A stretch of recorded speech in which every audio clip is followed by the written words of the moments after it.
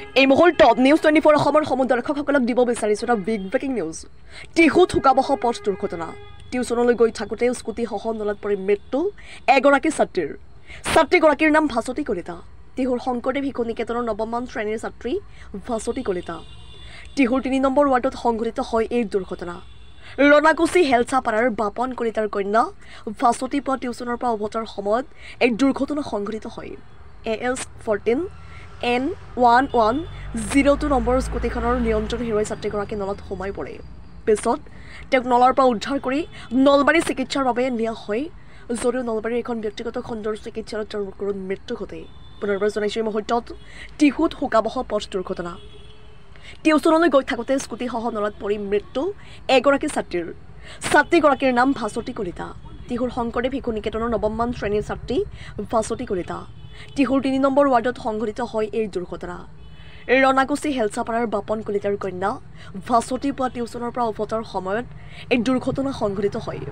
AS14 N1102 number স্কুটিখনৰ নিয়ন্ত্ৰণ হেৰুৱাই ছাত্ৰীগৰাকী নলাত সোমাই পৰে।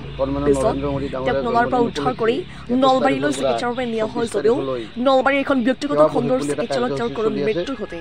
আমাৰ OBC মৰ্চাক নলবাৰী জিলাৰ পৰাও দায়িত্ব দিয়া হৈছিলে আৰু মধুপুৰ মণ্ডললৈকে আমাক ফল মূল বিতৰণৰ কাৰ্যসূচী, য'ত মেডিকেলত হওক, অনাথ আশ্ৰমত হওক, অংগনবাদীত হওক, সেই হিচাপে আমি কাৰ্যসূচীটো আজি ৰূপায়ণ কৰিবলৈ প্ৰয়াস কৰিছিলোঁ। কাৰ্যসূচীটো কিমান ভাল হৈছে মই এইটো ইমান ক'ব নোৱাৰিম। গতিকে আমি আজি মধুপুৰ মণ্ডল OBC মৰ্চাৰ ফালৰ পৰা সামান্যতম চেষ্টা কৰিলোঁ।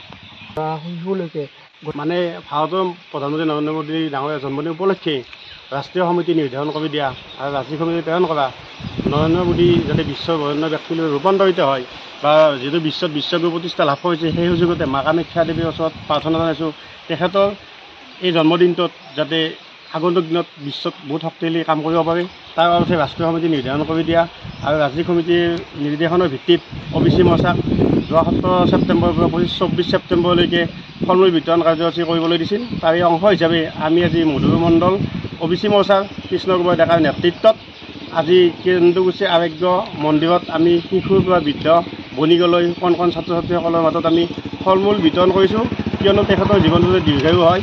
এই অনুষ্ঠানত আমাক সহযোগ কৰিছে মধুপুৰ মণ্ডল সভাপতি সন্মানীয় অশোক দত্ত ডাঙৰীয়া তথা এই অঞ্চলৰ দলীয় কাৰ্যকৰ্তাসকলৰ উপস্থিতিত আজি আমি এই অনুষ্ঠানটো ইয়াত কৰিলোঁ, যাতে তেখেতৰ দীৰ্ঘায়ু কামনা হয়।